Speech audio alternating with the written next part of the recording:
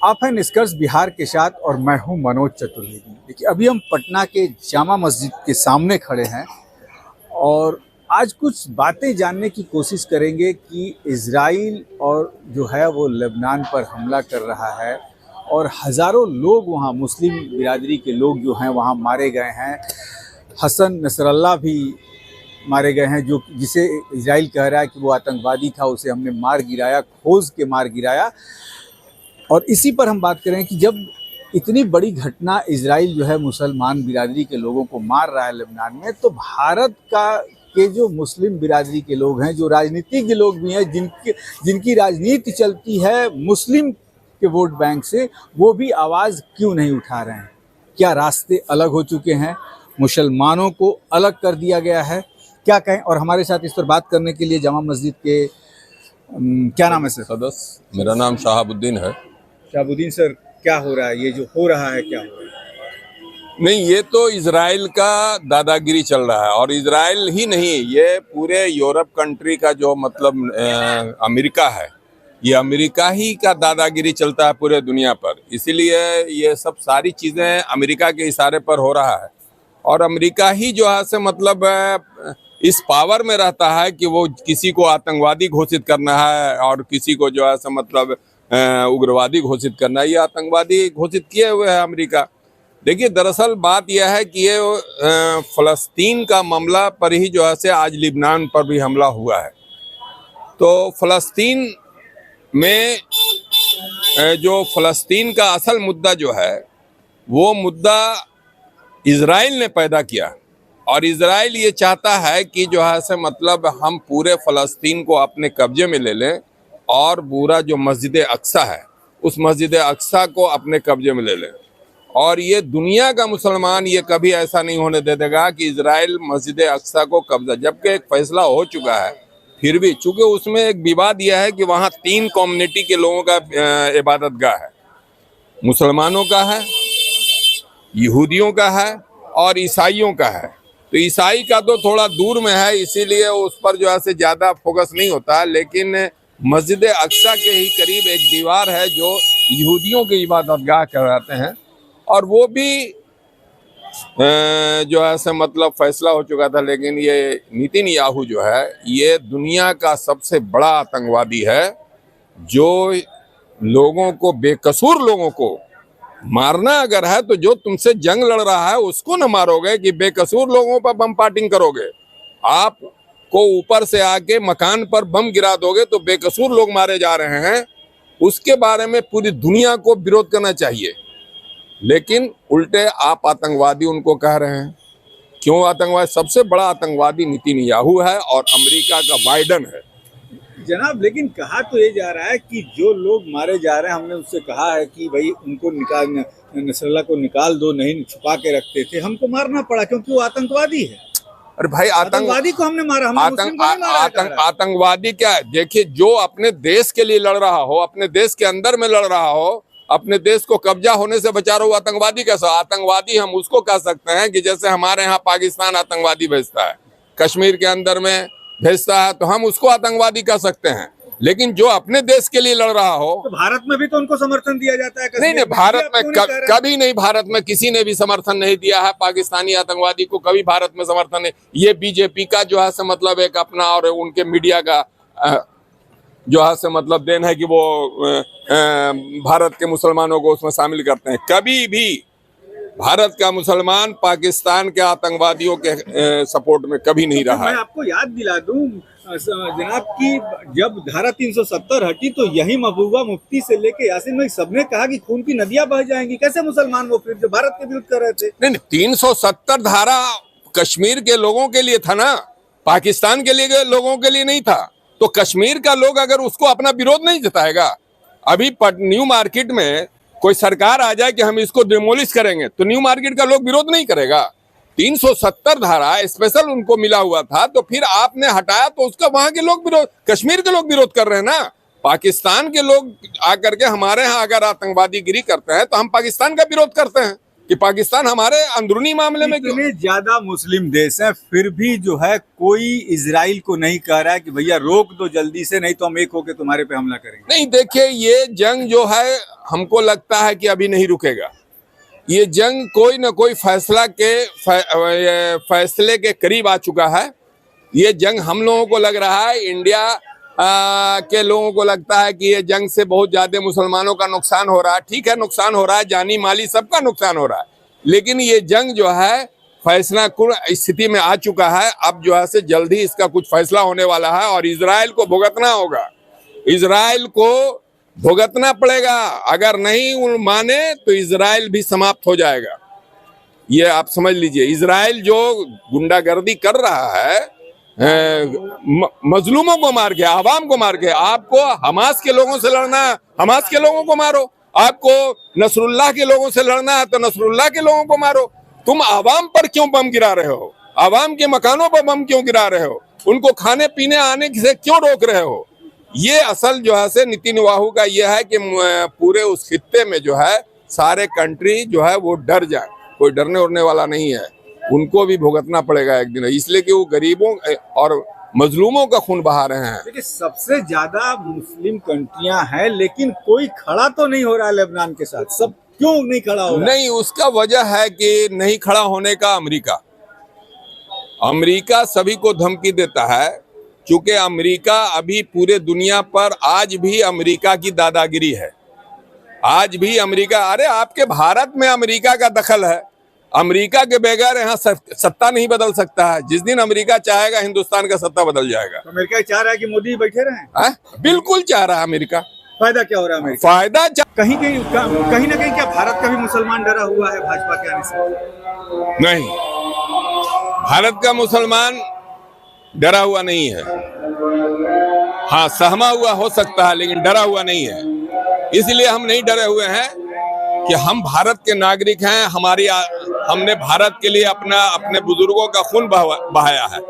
इसलिए भारत के आज़ादी कराने में मुसलमानों का बहुत बड़ा योगदान है और यहाँ के जो अक्सरियती तबके के लोग हैं वो भी खूब अच्छी तरह से जानते हैं। इसीलिए 80% जो ये लोग बात करते हैं उसमें 10% ही लोग जो है वो ज्यादा मतलब मुसलमानों को यहाँ जलील कर रहे हैं, समझे? 10% लोग, बल्कि 60 से 70% लोग मुसलमानों को जलील नहीं कर रहे हैं।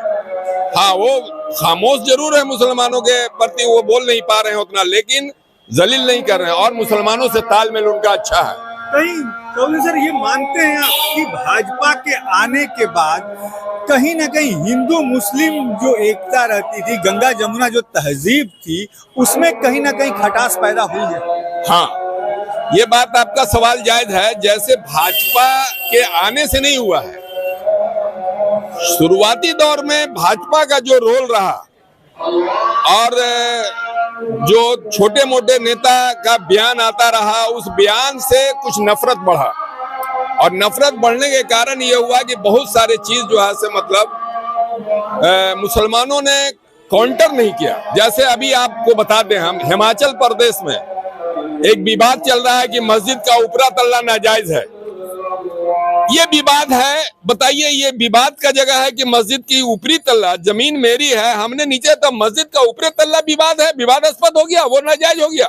और सड़कों पर लाखों मंदिरें बनी। ये कानून हिमाचल में था कि इतने फुट से ज्यादा नहीं होना चाहिए वो। तो ठीक है, आप उसको कानून के हिसाब से कोर्ट से नोटिस दिलवा करके आप उसको जो है डिमोलिश करवाते हैं। ये 5000 आदमी को ले जाकर के मस्जिद के सामने हंगामा खड़ा करने का क्या मतलब होता है? मतलब उसका क्या है? तो गुजरात में भी तो परसों किया गया है।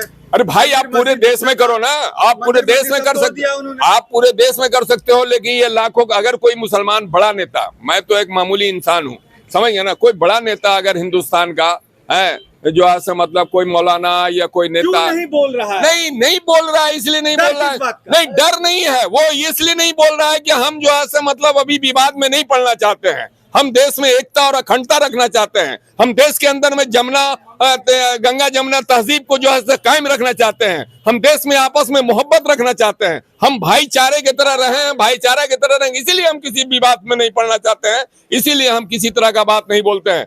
वरना अगर आप कानून के हिसाब से आओ तो एक एक मस्जिद को मुसलमान डिमोलिश कर देगा अगर वो नाजायज जगह पर बना हुआ है, इसलिए कि उनकी नमाजें नहीं होगी वहां। और आप भी ऐसा करो, अगर हिम्मत है तो जितने मंदिरें बने हुए हैं नाजायज तरीके से उसको डिमोलिश कर दो, मस्जिदों को भी डिमोलिश कर दो, दरगाहों को भी डिमोलिश कर दो, अगर है हिम्मत तो। लेकिन ये हिम्मत नहीं है। सिर्फ उल्टा सीधा बात बोलने से देश नहीं चलता है। देश में महंगाई, बेरोजगारी, भ्रष्टाचार, गरीबों को लूटना, गरीबों के साथ जुल्म होना, बलात्कार बढ़ जाना, चोरी डकैती बढ़ जाना, इस पर कोई ध्यान आकर्षित नहीं कर रहा है। न जो है विपक्ष के लोग आकर्षित कर रहे हैं और न सत्ता पक्ष के लोग। गरीब लोग मर रहा है, भूखा मर रहा है, लेकिन इसमें कुछ नहीं। मंदिर मस्जिद, हिंदू मुसलमान, आतंकवाद, जब चुनाव आता है तो ये सब होता रहता है और ये सब चलता रहेगा। तब तक चलता रहेगा जब तक मुसलमानों के साथ भाजपा का तालमेल बढ़िया नहीं होगा। अंतिम सवाल एक लेता हूं आपसे कि आप देख लीजिए, हमेशा जो है मुसलमानों को, चाहे जब से देश आजाद हुआ, हर पार्टियों ने कहा जाता है ठगने का काम, चाहे वो कांग्रेस हो, भाजपा हो, मुलायम सिंह यादव हो, लालू यादव हो, मुसलमानों को कभी आगे नहीं बढ़ने दिया गया। सिर्फ आजादी के 2-3 साल के बाद मुसलमान हमेशा पिछड़े तबके के एक तरह से नागरिक बनते गए। देखिए तो आप कांग्रेस की गलती नहीं कर सकते। हम कांग्रेस और आरजेडी और किसी पार्टी को मतलब जो है मुसलमानों का नुकसान का हम जो है जिम्मेदारी नहीं देंगे। ये खुद हमारे मुसलमान नेताओं ने, मुसलमान जो है सामाजिक संस्थाओं ने, मुसलमान जो है मतलब उसमें हम लोगों का कसूर है कि आज मुसलमान पीछे है। हमने बहुत कम सोचा कि हमको पढ़ना चाहिए, हमने बहुत कम सोचा कि हम अपने बच्चों को आईएएस और आईपीएस बनाने के लिए जो है मतलब कोशिश करना चाहिए। हमने बहुत कम सोचा कि एकजुट होकर के जो है मतलब हम कोई स्कूल खोलें, कॉलेज खोलें, अदारा खोलें जिससे मुसलमान बच्चे पढ़ सकें। मदरसा से काम नहीं, मदरसा से काम एकदम नहीं चलेगा। मदरसा सिर्फ क्या, ये बहुत बड़ी अब बात आ गई सामने कि मदरसा से अब काम नहीं चलेगा। मुस्लिम के बच्चे भी अब पढ़ना चाहते हैं और मुसलमान भी जो हैं वो अपने बच्चों को अच्छी तालीम देना चाहते हैं। ये सबसे बड़ी बात है। बहुत हो गई मुस्लिम बिरादरी के साथ ठगी, लेकिन अब मुस्लिम बिरादरी का भी कहीं ना कहीं आंख खुल रहा है। बताइए। बिल्कुल आंख खुल रहा है। भाजपा के आने से मुसलमानों का फायदा हो रहा है, नुकसान तो हो ही रहा है, लेकिन फायदा, राजनीतिक नुकसान हमारा, फायदा ये हो रहा है कि हम जाग रहे हैं। भाजपा से ये फायदा हो गया कि मुसलमान जग गए। बिल्कुल जाग रहे हैं और हम भी अब कोशिश कर रहे हैं पढ़ने के लिए, हम भी कोशिश कर रहे हैं स्कूल बनाने के लिए, हम भी कोशिश कर रहे हैं कॉलेज बनाने के लिए, हम भी अपने बच्चियों को पढ़ाना चाहते हैं, हम भी अपने बच्चियों को जो है मतलब आईएएस आईपीएस बनाना चाहते हैं। ये जागरूकता हम में आ रहा है, लेकिन थोड़ा धीमा गति है और तेज करने की जरूरत है। और जो है आपने कहा, वाकई मदरसे से इमाम और मुअज्जिन हम बना सकते हैं। हम आईएएस आईपीएस नहीं बनाना, हमारा मदरसा भी रहना है, इसलिए कि हमारे साथ हमारा दीन हमारे साथ रहेगा। हम आलिम भी बनाएंगे और आईपीएस भी बनाएंगे, तभी दोनों बना करके जो है हम दुनिया के में अंदर में कामयाब होंगे। और आपने एक बात कही कि बेटियों को भी अब आईएएस और आईपीएस बनाना है। बिल्कुल फिर कहीं वो आपका जो बुर्के की प्रथा है, क्योंकि आईपीएस जब बनेगी तो उसको पहनना पड़ेगा वर्दी पहनना, नहीं वर्दी पहनना पड़ेगा। लेकिन जो है हिजाब हमारा, देखिए इस्लाम के अंदर में औरतों को पर्दे में रहने के लिए कहा गया है, उसका नकारात्मक यह नहीं निकालना चाहिए। पर्दे में औरतों को इसलिए रखा जाता है। आपकी बात मानता हूँ, पर्दे में रहना चाहिए, लेकिन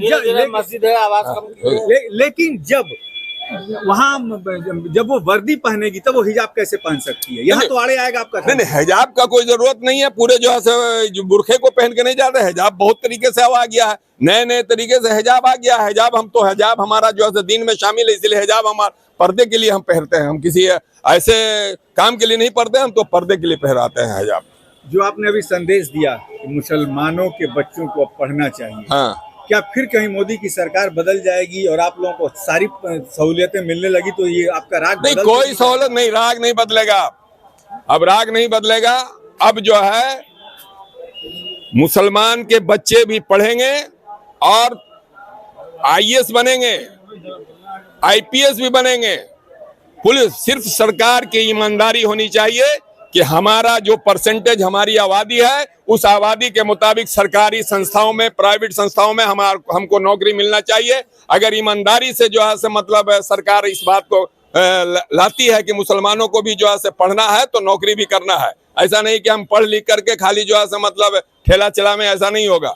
लेकिन हमको मेरे आबादी के हिसाब से, जितनी आबादी हमारा इस देश में है उस हिसाब से हमको भी जो है से आरक्षण मिलना चाहिए, हमको भी नौकरी में जाना चाहिए। ठीक है, तो आप धर्म के नाम पर आरक्षण नहीं दे सकते हो, लेकिन आप हर जगह कम से कम क्वांटिटी तो फिक्स कर सकते हो ना, कि यहाँ 500 आदमी नौकरी कर रहा है तो इसमें 25 जो है से मुसलमान भी रहे। 28% आप हैं तो 100 में 28 नौकरी आपको चाहिए। नहीं, 28 नहीं दे तो 20 तो कम से कम दो ना, लेकिन यहाँ तो नगण्य हो रहा है। आप देखो 35 लाख, हमको जितना आंकड़ा मालूम है 17 लाख जो है मतलब रेलवे में कर्मचारी हैं जो पूरे देश में काम करते हैं, जिसमें मात्र 35 लाख मुसलमान हैं।